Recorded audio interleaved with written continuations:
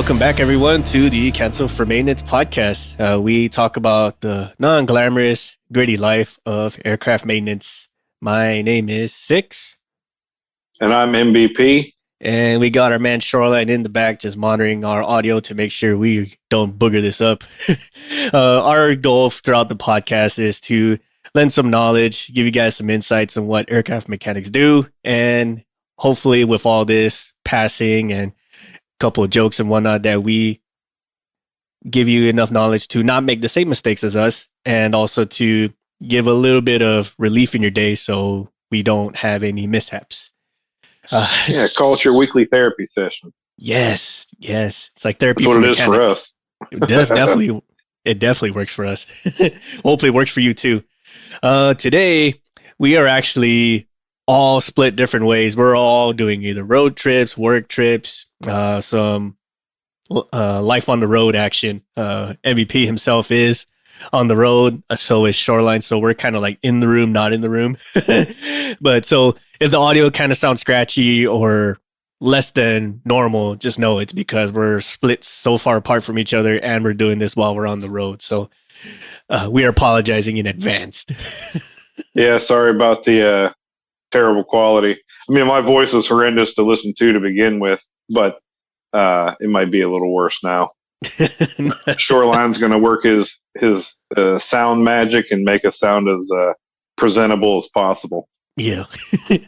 We definitely Shoreline definitely has tried to explain how the magic works, but it's one of those like it sounds it's a lot better when you don't tell me and just show me how it works than explain it. So thanks again for that, Shoreline. But so today, since we're on the road, that'd be a perfect subject to talk about is some of the stuff that happens while we're on the road and how some plans, as much as you plan for it or account for things that could go wrong, things still go wrong. We were just joking about this before the episode kicked off about like we had some issues when things show up earlier than expected and vice versa when things show up later than expected. My example, for instance, is we were doing a road trip and the people who were planning out the logistics of it all, they had it set up where all the equipment, the people, and the things we're going to be working on all showed up in different waves. So like, say like the support equipment showed up and then personnel for it will show up soon after. They'll do all the pre-operational checks and make sure nothing's expired and things of that nature. And then the actual technicians or the maintainers will show up and then they'll have all their gear set up and then do the job as need be. Well, this one in particular, everything showed up on the same day. So this buffer time that the GSC technicians needed to get everything rolling, all had to happen like on the spot. And so here's the technicians waiting on it. And some of the gear in transition expired. So they had to go through extra legwork to make everything all good to go. So we're not using expired gear or gear that's out of calibration and things like that. So that was pretty fun for the next couple hours. So the GSC dudes can make sure everything's all good to go. So we don't use unserviceable equipment because that would suck. Yeah, I mean, in my own current situation, I'll use the trip I'm currently on. This trip has been, long-term plan has been about 3 years. We've known we were going to do the mission we're out on now. So you would think, right, there would be a solid plan in place and plenty of time to get the logistics down and everything else. But, over the past year, it's been a waiting on go is an expression I would use. Okay, we're going now. Nah, just kidding. Okay, we're going now. Ah, just kidding. Okay, now we're really going. Okay, cool. We're going to start packing up all the equipment we need, toolboxes, hazmat stuff, servicing carts, you name it. Just all the slew of things you would need on your day-to-day in your own home hangar is what you need on the road. So a lot of this equipment we had packed up probably 3 months ago. So we finally get down here and we're him and hawing back and forth. And okay, the date. This is the date it's going to happen. Just kidding. It's going to happen this date. Just kidding. It's going to happen this date. Oh, okay. Well, we're here. So what's really going on? Well, we'll show up to the hangar. Okay. What are we doing? Just show up to the hangar. These are the customer mandating that. All right. We'll show up. So we show up to the hangar and say, okay, what's the mission? What's the goal here? What's the tasking? Oh, well, we don't have really any solidified dates yet. So we just wanted to bring you all in and see your faces and know who's here. Okay, well, we provided that list to you like months ago, but fair enough. Okay, so hey, we have some questions. We have some of our equipment here on this location, and an hour down the road, we have some of our equipment at another location due to its classified nature and stuff. It has to be in a secured area, XYZ, without going into too much detail. So we're like, okay, well, we're just going to start setting up the hangar here. We're in a what do they call those six? A transient hangar. Yeah. It's just kind of used for projects and stuff that are floating through the area, but it's not their home station. So we're in a transient hangar, and we say, okay, well, we're going to do something while we're doing nothing.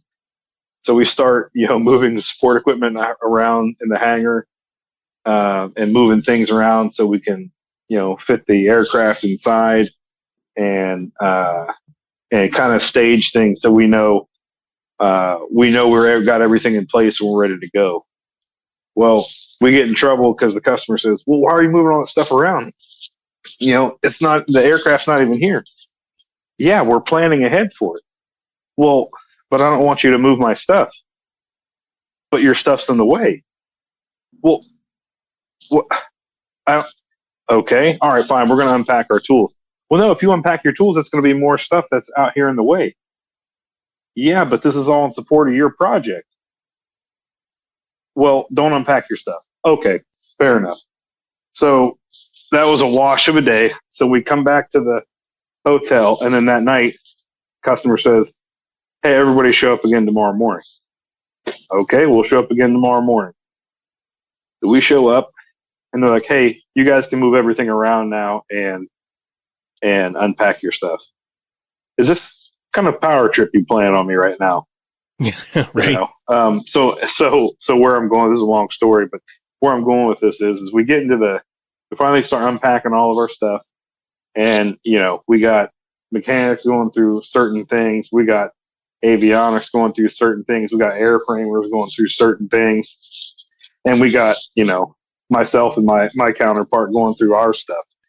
And we get going through our stuff, and we look at the calibration dates on the equipment we're going to use, and we're like, the calibration expired a month ago. No. Like, oh my God. Oh my God. How and why? So we're like, what the hell? So we call our support guy, and we're like, hey man, the scales are out of calibration. What do you mean they're out of calibration? Well, I'm looking at the due by date on this calibration sticker, and it says a month ago, exactly today. He was like, oh my God, what are we going to do? I said, that's a great question, which is why I brought you into this conversation. What are you going to do since you are the ones who track this information? And he was like, I remember, we have extension paperwork for it. Cool. Where's that extension paperwork? I don't know. Oh no. Oh my God. Is it here or is it at home station? I think it's here. Great. Where by chance do you think it would be here? I think it's over in this box in this Connex. All right, let's go digging for it. So fortunate though, this is a silver lining. We end up finding it. We get the new stickers on. Everything's squared away as it should be. But that's just an example of how even your best laid plans, or as much as you try to be proactive in setting yourselves up for your trip, some things can still go wrong, and just as simple as like, the calibrations being out of date. And so, what do you do though in those situations, right? Let's say you open up the box and you need this torque wrench and the calibration stickers, past due, and you're going, well, I can't use it. Legally, right? The right way is you can't use it. But this is a super critical mission that's been in 3 years in the running, and you've got all eyes of the customer on you. What are you going to do? Oh, and getting anything last minute is not going to happen. And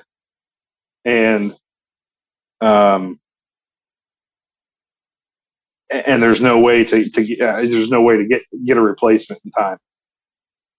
What do you do? I mean, you're not going to. Are you going to call off a? Let's just use a. I'm going to throw a number out there. You're going to throw out a $40 million mission over that. I think now here a lot of people are probably going to judge me for this. A lot of our listeners, but I'm going to say what I think most of us are thinking and would do. You're going to press on. Mm-hmm. You're going to use that thing and say, well, an uncalibrated torque is better than no torque at all. So, so what would I have done in that situation? I'm going to use the uncalibrated scales and I'm going to math it out as best that I can, because that's what we're going to do. Mm-hmm. But, if you do have the time, try to get a replacement tool in there that's calibrated. Try to get some last minute extension paperwork on it. Do what you got to do. But there comes that fine line that we've talked about several times of there's right, and then there's making the mission. Mm-hmm. Yep. And you got and it's a knife edge. I think most of us have been in that situation where, you're going, God, here's the right way, but also, we've got to get this thing out because longevity, future contracts, my job, all these things are dependent upon it, Mm-hmm. So I think, it's just what if it can go. What's that? Is it Murphy's Law? If it can go wrong, it will go wrong. Yeah, and that's I think that's anybody who's spent any time AOG on the road, deployed, whatever. Everybody has experienced Murphy's Law to some effect. Oh, 100%, man. We used to in one of my trips, we went to this one place in Australia, and we used Murphy's Law like it's cool. Like it was almost like a continuous cycle of stuff just happening. Like tools would break, gear would be non-available, or the gear is unserviceable. We ran out of stock in certain parts, things of that, and anything that would have went wrong. It all happened. I'm like, is this place cursed? What the hell's going on here, right? And I will definitely say, like, for situations like what MVP and I are talking about, we're talking about instances where it has to happen. Like, there's just no question about it, right? Like, there's no, well, I guess that's the end of that kind of thing. In most scenarios, yes, it would be an ideal thing. You know what? Shut it down. There's no way this is going to happen. Move on. But let's say it's something critical, like you're the only medical evacuation helicopter in the entire county, or you're the only serviceable fire truck in the whole county. Like, you can't just say, sorry, guys. I mean, tuck and roll, or stop, drop, roll. Throw some water bottles at it. I don't know. Right? There's a very fine line, as MVP said. It's a very razored edge that it's either you figure out how to make it happen, or worse things are going to happen, if that makes any sort of sense.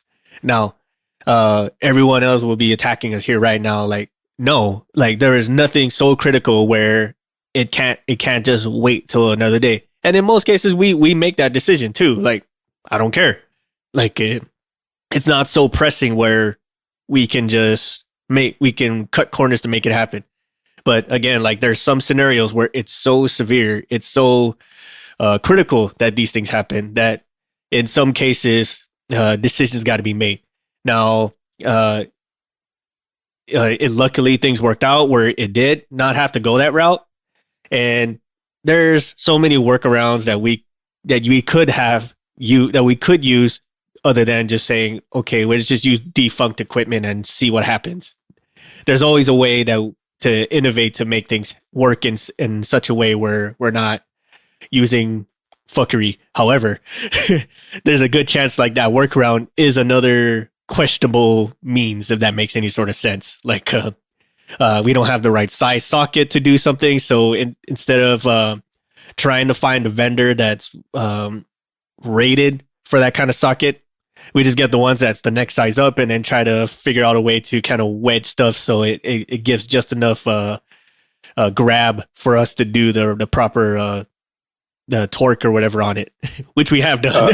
Yeah, for sure. I've taped together quarters and had to wedge that with an oversized socket to fit on an axle nut.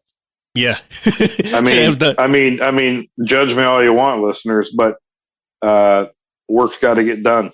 Yes. And then especially say like it's one of those customers where it's either you make it happen or you lost yourself a customer.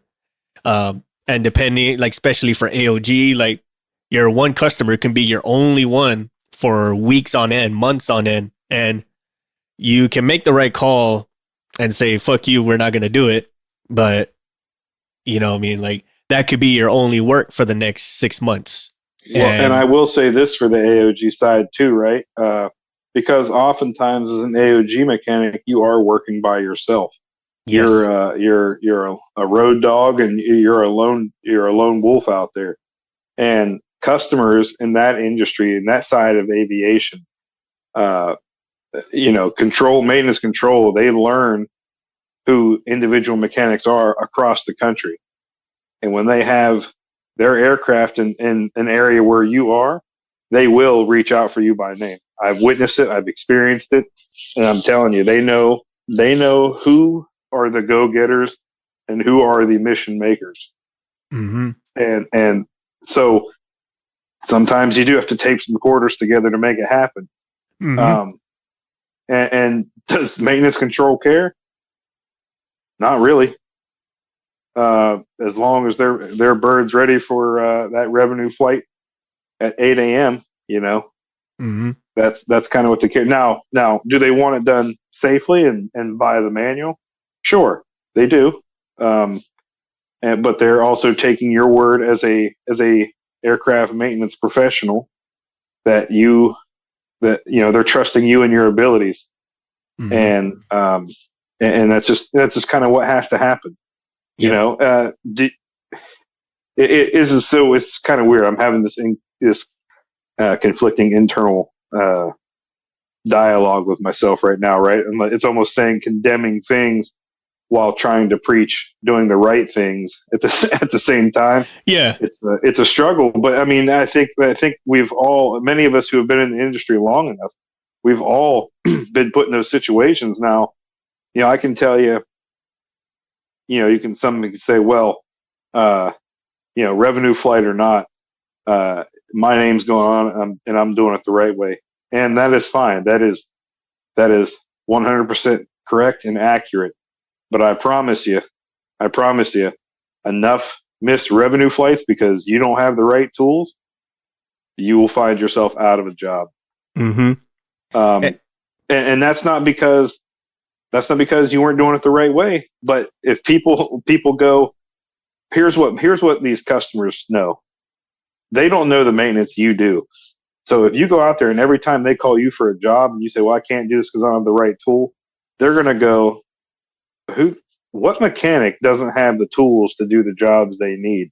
Who are we hiring to work on our aircraft, right? Yep. And so like Six and I have done, you get out there, you're on the road. If I've had to borrow a tool or makeshift one more than twice, I go and buy that tool if I don't already have it. If I already have it, I'm not in this situation, but you get what I'm saying. Yep. If I've had to borrow the tool or had to modify something twice, I go and invest in that tool because clearly I need it. That's kind of my rule of thumb for it. Yep. So, but like I said, they're going to go, geez, every time don't call 6. Every time you call him, he's going to go out there and then all we're going to hear from him after 8 hours is, well, I can't finish the job because I don't have the tool. They don't care about that. Mm-hmm. All they care about is getting their aircraft ready for that revenue flight.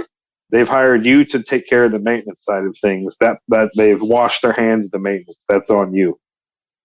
Now you could say, well, again, it's just a revenue flight. I want to do it right and I want to do it safely. Fine. Where Six and I and probably some of our listeners have different experiences, and this has to happen now, and it has to happen like yesterday because people's lives are dependent upon you. Well, that would be in our previous war we were just in, where you've got an asset that comes in and it was playing Overwatch for a group of special forces units out there or whatever else, and those guys are getting overrun, and that aircraft needs to get back out there to double down on their efforts and provide cover with them so they can get home safely. You do whatever you have to do to get that bird back in the air. Mm-hmm. I mean, I've seen skids duct taped on the bottom of little birds. Now those are the little Kiowa helicopters. I've watched them duct tape a skid on to get it back in the air. I'm not even kidding you. And you say, well, how can it land on a duct tape skid? Well, they don't weigh that much to begin with. It just needs to fly, and it needs to land semi-okay once it gets back to base. All right. Once it comes back in, everybody knows that thing's got a duct tape skid. They'll fashion some rig to land it on a platform. It'll be fine. We've all seen it. Right. But whatever it takes to get that bird back in the air so it can bring, blue forces, that's your team, back home safely. Right. No casualties. Right. Like safety with some risks attached to it, right? Because there's never a chance when there's zero risk, right? Any little thing can easily become a critical safety item.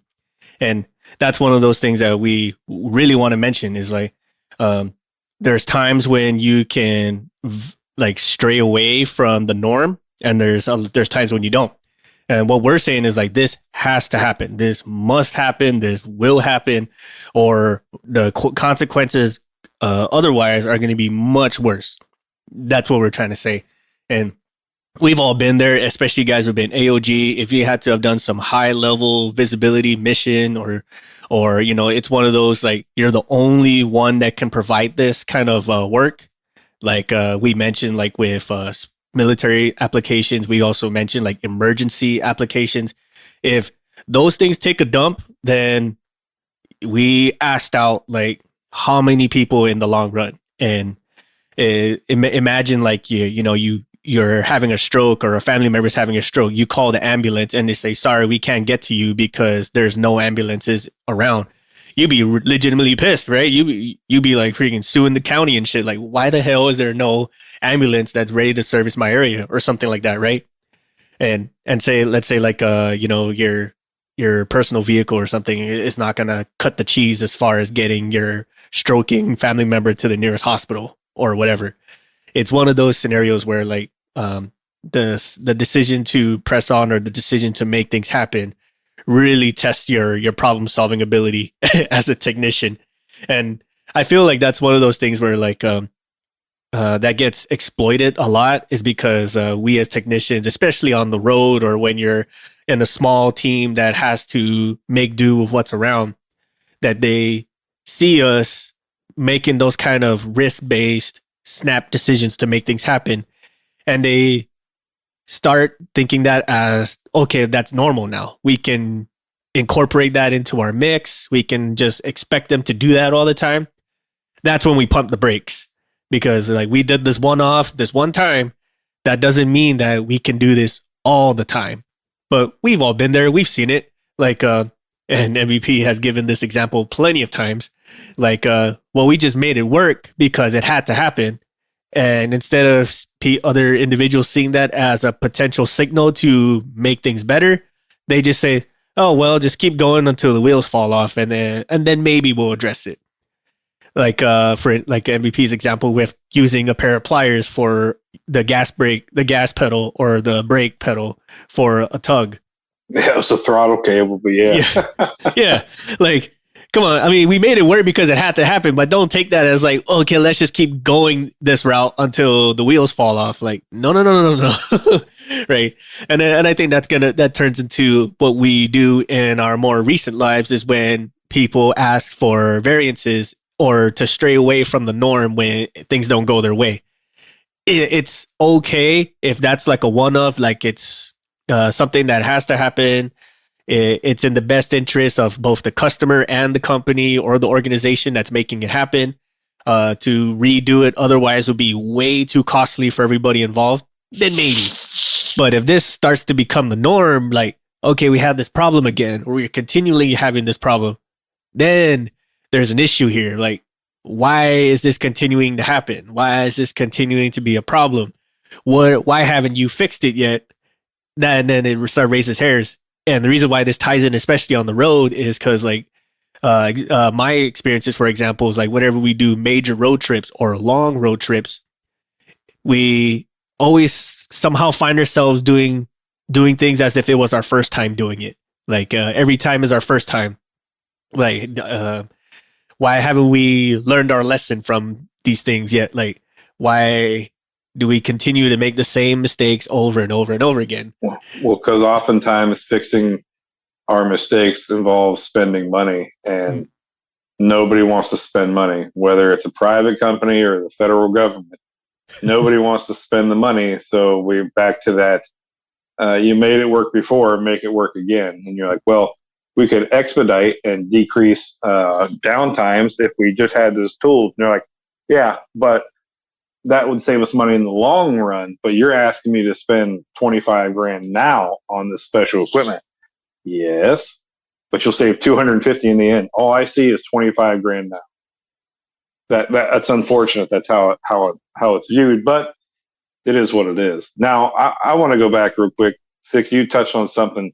You talked about risk, and that is when you're on the road. I mean, we involve risk in our everyday lives, but when you're on the road and dealing with Murphy's Law, I mean, as maintainers, you need to have a pretty solid understanding of the risk of what you're trying to accomplish, and you know that comes also with experience, right? And I'll get better with it as I get further along in my career.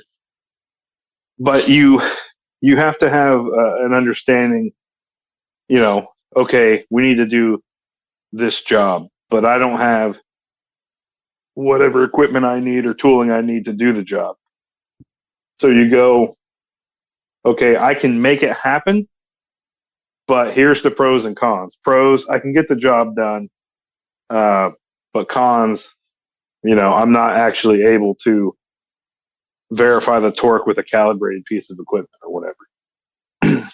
Pretty, in my opinion, pretty low level risk, right? Mm-hmm.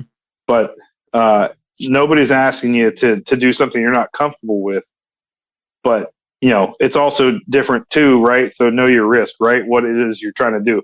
Now, if you got a motor that comes in, or you got an engine, I should say, or a main rotor from on a helo comes in and they're out of vibe, right? They're just shaking that airframe to death. It's just got a horrendous wobble in it.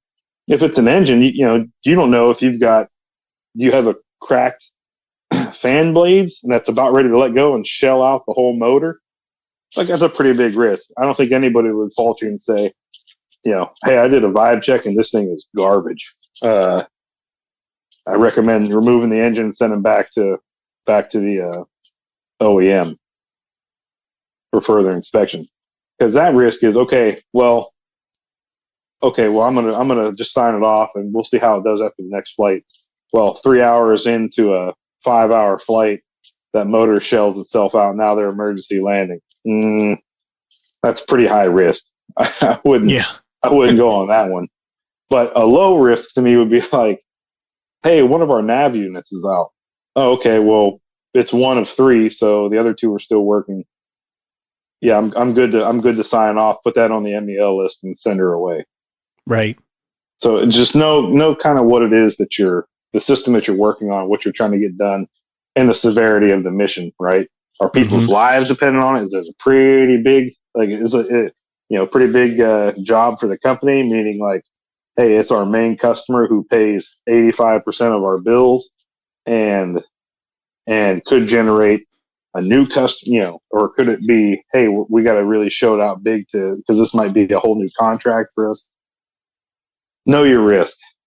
Know what the mission is, and even if it is one of those high importance missions, nobody's. I think it would also show good faith in you to say, hey, customer, look, we really wanted to put it out there for you today and show you. Unfortunately, I've looked at, as maintenance, I've looked over this aircraft, and there's just some stuff that I'm not super comfortable with, and I would like to inspect further. And I think that shows just as much positive efforts on you and on the business as making the mission would. Right. Right. If I'm an operator, I go, well, we paid a lot of money. We tried to get this done today, but they were open and honest with me and said, hey, look, the chances of us causing X amount of more damage, yes, your profit loss or whatever, but it could be more than just profit loss. It could be defamation of company name. It could be loss of life. It could be whatever. And I think I'm comfortable saying that I think every maintainer, every maintenance operation, and every operator of an aircraft would back you on those statements. Right. Yes, exactly. And I want to kind of put in there too, like if for waivers, right? Like say you identified risk, you've acknowledged the consequences, the likelihood is X is so high or so low, and you voiced it out, like, hey, we got this problem, like XYZ is out of calibration, right? XYZ is making this kind of noise or this kind of problem.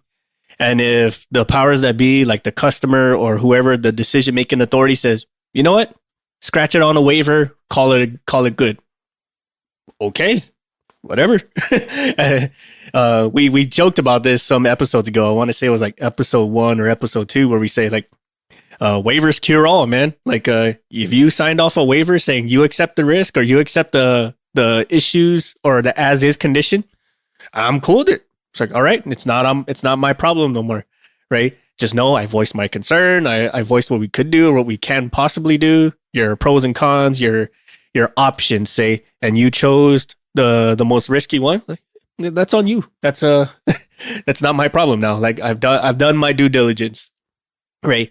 And that's another thing that kind of aids you, especially if you're on the road mechanic. You've addressed your concern, and then they say whoever the decision making authority says, you know what, we acknowledge your concern, press on anyway. It's like, as long, and if they put that in writing, like, hey, whatever, my hands are washed clean of this, right? That I think that that alleviates a lot of pressure, especially on you, because like, hey, you said your piece, right? But they've put it on paper or they put it down saying that I will take ownership of the consequences. Like, okay, whatever. Not my problem. Yeah, I have been made aware of issues, impending issues by, XYZ maintainer. Operator chooses to acknowledge yet proceed with operations. Yep. Knowing those issues exist or whatever. So yeah, I used to have a very large book of waivers. Yeah. Hey, we've got this problem, and the customer go, can you make it fly? I surely can. I just wanted to make you aware of these. Cool. And the customer would always usually say, do you need a waiver from me? That would help, for sure. Say less, and yeah, they actually had a template and they would just fill in. It was that point, with this one customer, they just had a template and they would just type in, issue, and then they would just electronically sign it or whatever. Right. But you've done your due diligence, right? So that's another thing too, like when we make these risk decisions, we don't just snap to and just say, all right, freaking roll it, right? Like we we put it on some kind of notice, right? Like, or we put it on some kind of registry, say air quote registry. It's not really a registry. It's probably just some kind of a log or an entry somewhere where we say like, hey, this is the issue. We've had this, right? We've communicated it across the board, and the decision was made to assume the risk. We don't just make these snap decisions just for fucksies, right? So even though things have to get done, right, we still gotta address it some way, somehow, right? It's stuff that doesn't just happen in the dark. I mean, if we want to talk about it, doing it the right way, this is by far the rightest way to do it. Besides telling the customer to kick rocks, we're canceling your flight or we're canceling your operation or whatever the case may be. So there's various options to run this, right? It's not just like, oh, I'm gonna make the most risky decision and just just roll with it, like, and nobody's gonna know about it. Absolutely not. Someone's got to know, right? Yeah. So when you're on the road, don't. Oftentimes you're out there by yourself, but you're not really by yourself. I mean, there's somebody else in your same maintenance group who's on the road somewhere else.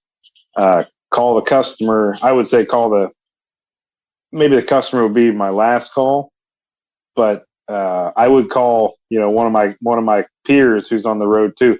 Hey, I'm in this situation over here. Here's what I'm experiencing. What are your thoughts on it? From my standing, it's either good or bad. How do you view it? And get their opinion on it. The next step should be your supervision, and saying, hey, look, I've got this. I understand the importance of the mission we're trying to meet, but I can make it work. But I'm a little concerned with whatever your concern is. So, and get their buy-in on it. And that way you're kind of getting 2 or 3 inputs, and then you say, okay, all right, next call is going to be to the customer to control. Hey, control. Hey, good news and bad news. Bad news is I've got this problem. Good news is I can make it work, but it's like it's deviating from tech a little bit. I don't think it's a safety of flight issue personally, but I want to make you aware and really put that back on the customer. Let them make that call. I've done that a whole bunch. Hey, I've given you my input. I've told you that I can either not make it work or I can make it work. And more often than not, it's, hey, I can make it work, but I'm being open and honest with you and letting you know that make it work is the gray area of the tech data. And so you tell me, do you want me to, you're going to miss your flight, but I'll get parts on order and we'll get this thing fixed the right way. Or are you willing to accept said risk? Right, exactly. And kind of put that decision on them. Yes. And then when you're signing off your paperwork, please, dear God, put that verbiage in your paperwork that you spoke with control at XYZ date and time, and put that all on there. And make sure, if you can, get their confirmation of risk acceptance, at least via email. Over the phone, if you have no other way, but I would always at least get something in writing. Yes. You just got a CYA, man. Yes. You got a CYA. Exactly. And that's just how you do it, really.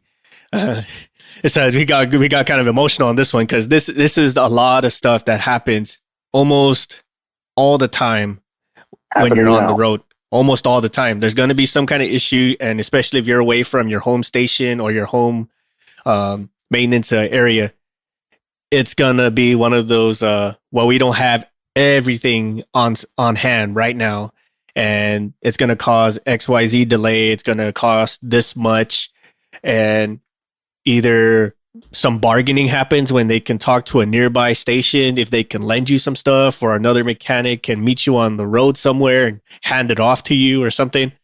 Or, like it's one of those beg, borrow, and and barter for some of those items that you're missing to make it work. And as MVP said, like if you can get these in writing, that's all the better. That's all CYA. That's basically the right way if we're talking about it. So again, like we said it earlier in the episode, we're just going to make shit happen. There's instances where you're allowed to deviate a little bit with no approval authority other than yourself. And there's other items where we at least communicate it to people. So if we're going to assume the risk, that everyone's aware of it, or at least aware of it to the point where a good way forward can come out of it. We don't just make shit happen out of nowhere and then just expect everything to go fine. Like, so that's kind of what we mean. The revenue or the mission or the objective has to get done, has to be made, but we don't just make shit up on the go and just call it good. If that makes any sort of sense to anybody, if that makes you any more comfortable. Well, and we're aircraft mechanics, right? You need to be resourceful and have some ingenuity, yes, and not just give up at the first roadblock. And here I'll use an example. You're on the road and you get a call in for oil pressure issues on the number 2 engine. Okay, you don't actually have the oil test set, the oil pressure test set. It's on the road somewhere else you're in Florida and it's on the road with somebody up in the state of Washington. Well, you're not getting that in the next 2 days. So what do you got to do? Hey, call a customer. Hey, look, I don't have a test set with me, but I can look into it. And then find your closest local air gas supplier or whatever, but buy the hoses, buy the gauges, buy the fittings, and thread it together and plug it in there. And you tell the customer, hey, look, I'm going to go collect the parts. I'll make a test set for this. I'll make a test set for it. I'm going to go here and get the equipment, and I'll let you know what I find out. And I promise you 9 times out of 10 that customer is going to go, cool, let us know what you find. And then, but you showed your resourcefulness to that customer. You said, hey, here's a problem. I'm missing a tool. Because let's face it, right? We don't carry, especially when you're on the road working, you don't carry your entire hangar with you. It's just not feasible. So some stuff you're on the road and you've got to come up with the last minute. Now, if you know you're going out there for an oil pressure issue and you didn't take the test set with you, yeah, that one's on you.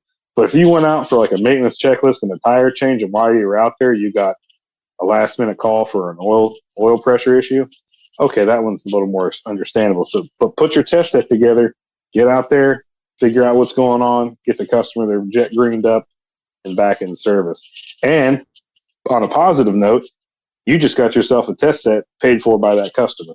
Right. I was about to say that. Now you have your own oil pressure test set. Right. Yeah. Another example that I've ran into. This is again in Australia.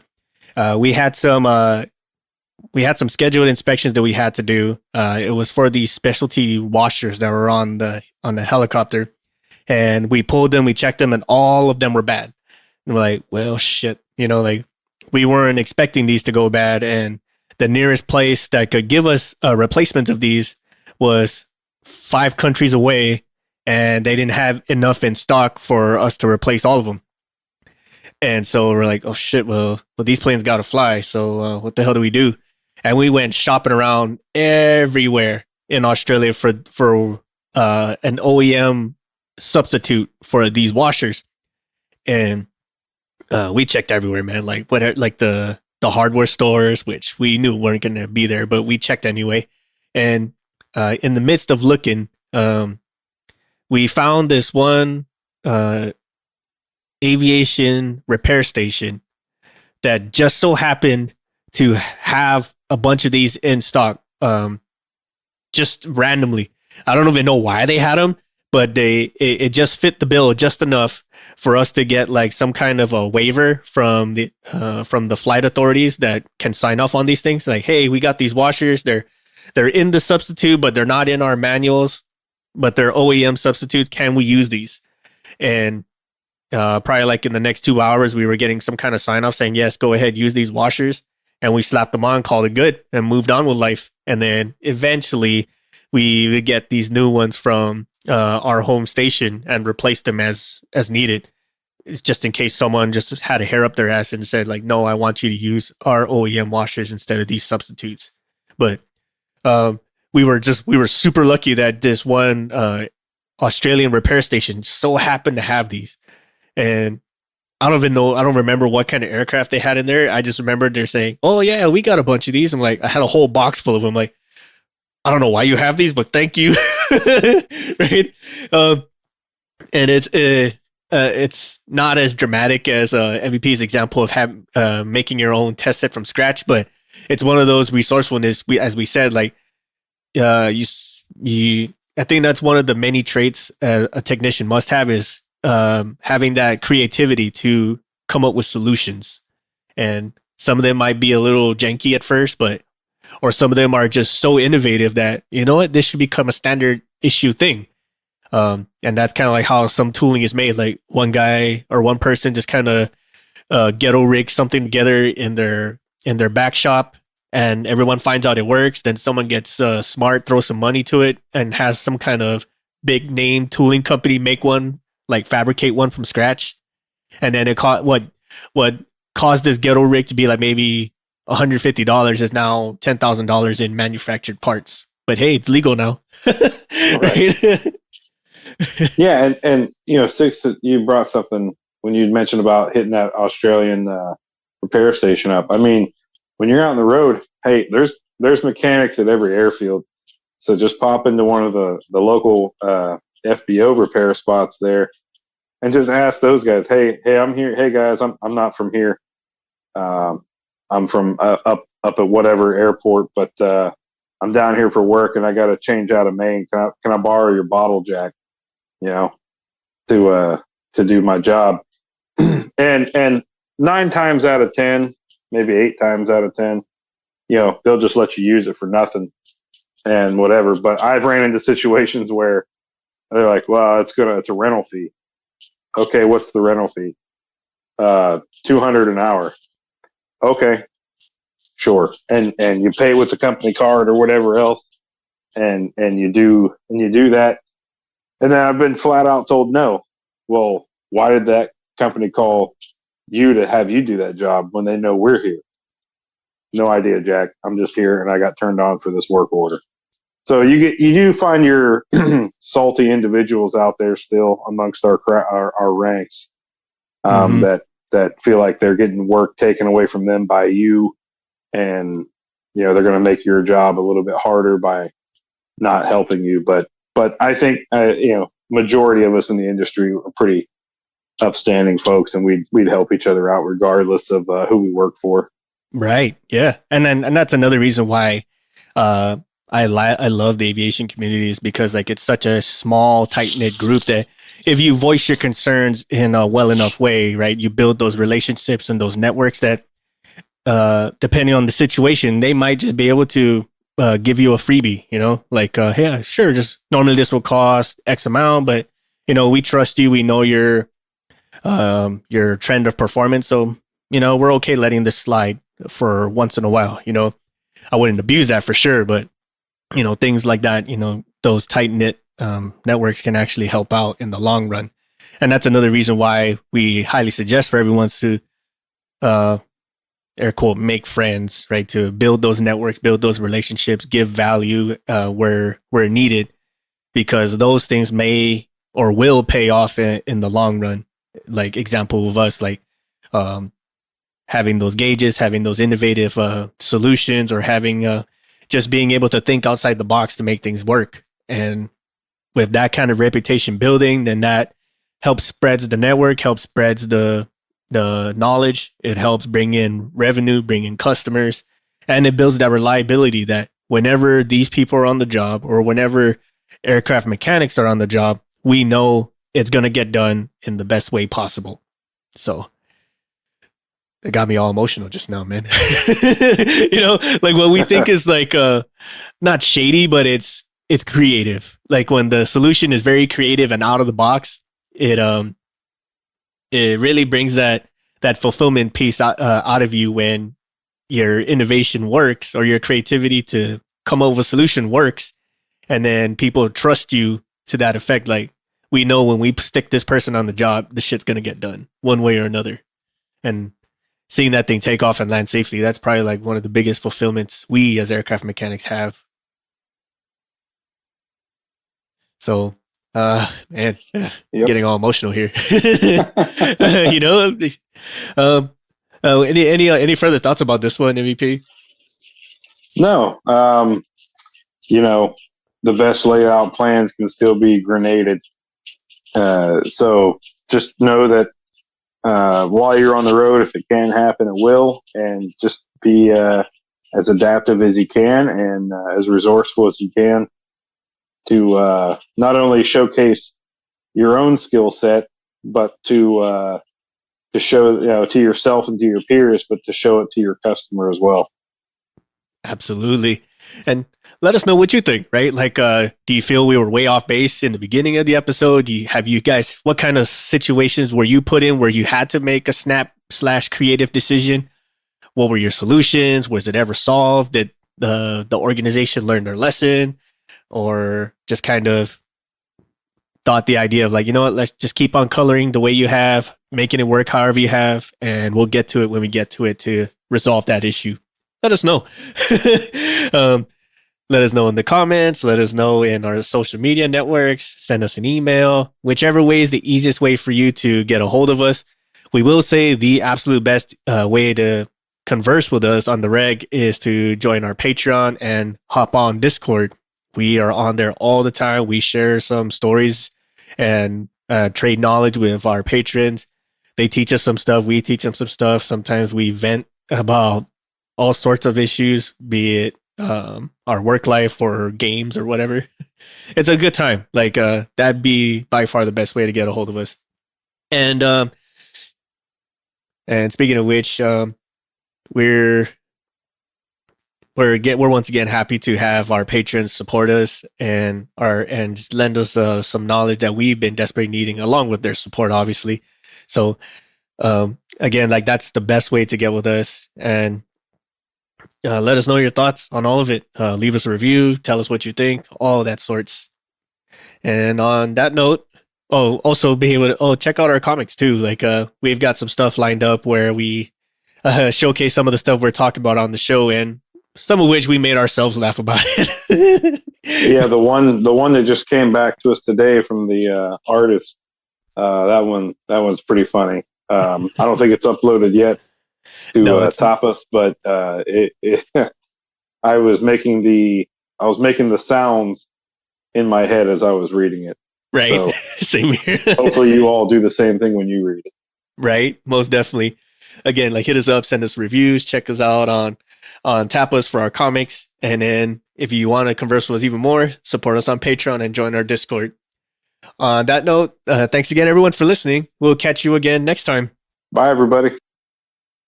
We would like to take this time to thank our patrons for supporting our show and allowing us to make episodes, maintain our gear, and create merch for all of our listeners.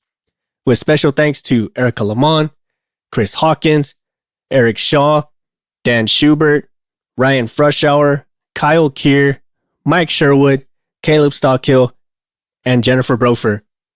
Thank you all so much for your support and patronage. If you like our show, please support us on Patreon. You'll receive awesome perks like access to our private Discord, discounts and early access to our merch, first glimpse of our comics and other projects, and so much more. You can further support us and show off your prowess as an aircraft specialist by visiting our shop at cancelformaintenance.com. If you like classy or rugged watches, visit our affiliate Rockwell Time at rockwelltime.com. Use the code CX, the number 4MX to save 10% off your total order. If you have suggestions for the show or you'd like to be a guest on the show, send us a line on our contact us section at cancelformaintenance.com, and we'll do what we can to get both your ideas and yourself on the show. Please support us on social media like Facebook at Cancel for Maintenance, Instagram at CANX for Maintenance Podcast, or Twitter at CXMX Podcast. Please check out our new comic series on the Tapas app. Like, share, subscribe, and comment on our comics. Let us know what you think. Thank you all so much for your support and listenership, and we will catch you all next time.